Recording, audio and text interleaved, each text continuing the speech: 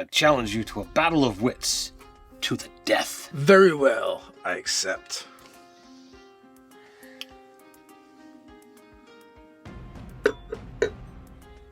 Now, you decide where the poison is, and we both drink. Excellent, Ted. I know you're a fan of Princess Bride. I would never fall for this. I poisoned you before we even sat down. What? So, does that make me evil?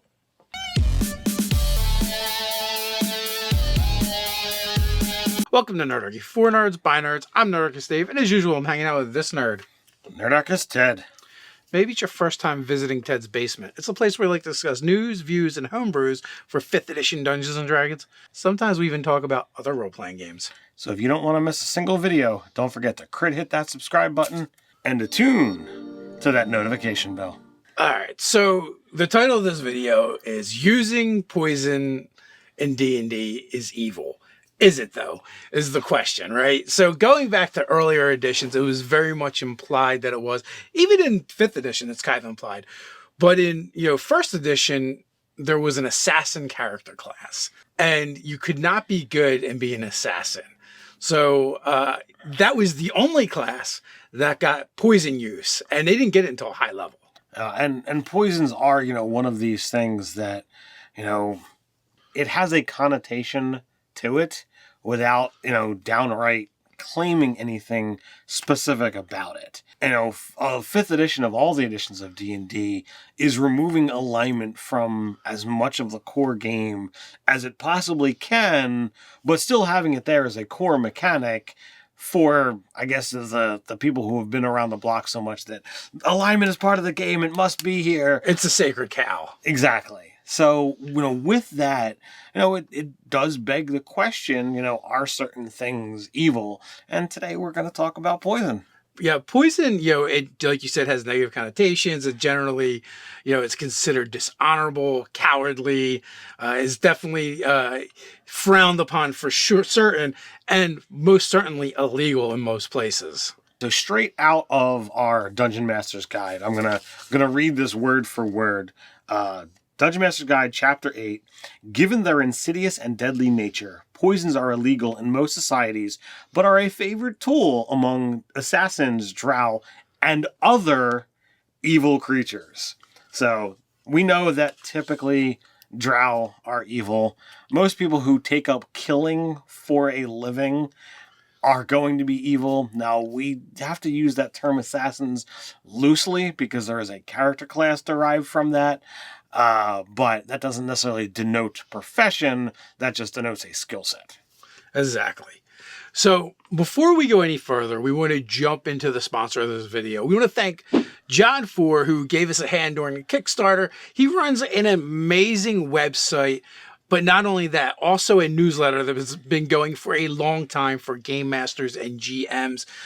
He's contributed in the industry for a very long time, and I've enjoyed receiving his newsletters and emails in my inbox. Over on his website, he's got a free PDF that you can go download, the 5-room dungeon, and we highly recommend it. One, it's free. Heck, why not? Go check it out.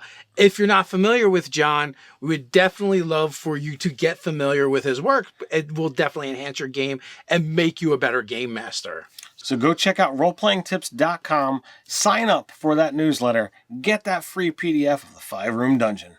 Link will be in the description. All right, so now we're going to kind of go through D&D through the editions and poison and how it's worked, and a little bit of the history. All right, well, you started off, with 1E, so why don't you take that one? So in 1E, AD&D, OD&D, it was very similar. In the very beginning, it was very vague, but also poison did one of two things. You made a saving throw, it had an effect. If you passed your saving throw, you avoided the main effect, and then you might take damage or, nothing might happen. But a lot of times there was like five different poisons that were just death. You failed your saving throw, you were going to die. It had its own special saving throw for it. You'd have to save versus paralyzation, poison, or death magic. And this was one of the harder saves depending on your character classes. Some of them were a little bit better at it than others. So it wasn't as codified as it was now. It was kind of like all over the place, and every character class had their own saving throw that they would use. But if you failed that save on a lot of them, you just outright died. Now, there might be an onset time.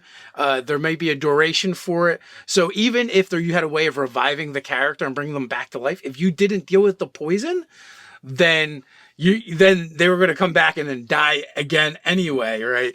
So things like neutralized poison and slow poison became so much more useful. Yeah, the earlier editions of D&D definitively had far more saving throws than what we deal with now.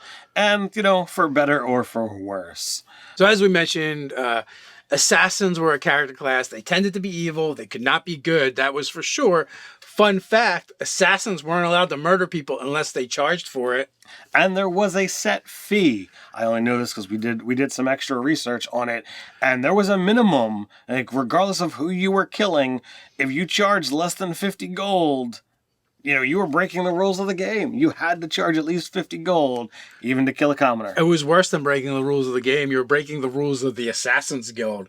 And, if you operated illegally, according to their rules, their laws, in their territories, they could come after you, and you may find a price on your head. And let's face it, if there's higher-ups in the organization, they're probably going to be able to off you because they got access to better poisons. All right, let's jump into 2nd edition AD&D. So 2nd edition AD&D had a little bit more streamlined effects, but there wasn't a whole lot of changes. So, 1st and 2nd edition had loads of charts, loads of things that were rolls that, you could be like, oh, well, let's figure out how this goes here, this goes there. So looking at, direct from the DMG, page 73, they were used by malevolent wizards, assassins, and hideous monsters. And, numerous poisons, just like 1st edition, would kill outright. So, you might have an onset time, just like, some of the poisons in 1st edition, and, they might kill you in minutes or hours or maybe even days. So when you failed that saving throw, or if you passed, the DM would make a little note and note what's going to happen. And, so 2 days later, you guys could be, in town, and, oh, hey, Johnny, by the way, when you wake up this morning, you really don't. Your character's dead. Give me your character sheet. But on the plus side, had you passed that saving throw, you might have taken 30 points of damage, which in AD&D kills you up to like 5th levels, depending on your character class. So, a lot of harsh things that can happen here. All right. 3rd edition, some things change up a little bit. One, you have a chance of poisoning yourself. The use of skills becomes way more prevalent, so that becomes a factor. Also, poisons no longer do damage, and they're not necessarily death effects, but they do ability score damage, which is really harsh as well, because that is a much smaller number than your hit points generally, and it doesn't go up by much. So, anytime you're using poison, you have the chance of poisoning yourself, as Dave says, and it's a 5% chance. So when you go to coat your weapon, you're going to roll a d20. If you roll a 1, you're taking whatever effect of that poison is. So 3rd edition basically scraps 2nd edition mechanics for poison and starts new ones. And then we move into 4th edition, where now poison is just a damage type anymore. And it is a type of damage. So if you're immune or resistant to that type, then that's going to come into play, and it's not going to be nearly as harmful to you. So we're moving in a different direction, with how those things are, but there's still monsters and things that have that general moniker of, well, it's evil or whatnot, without it actually, out and out claiming poison use is evil.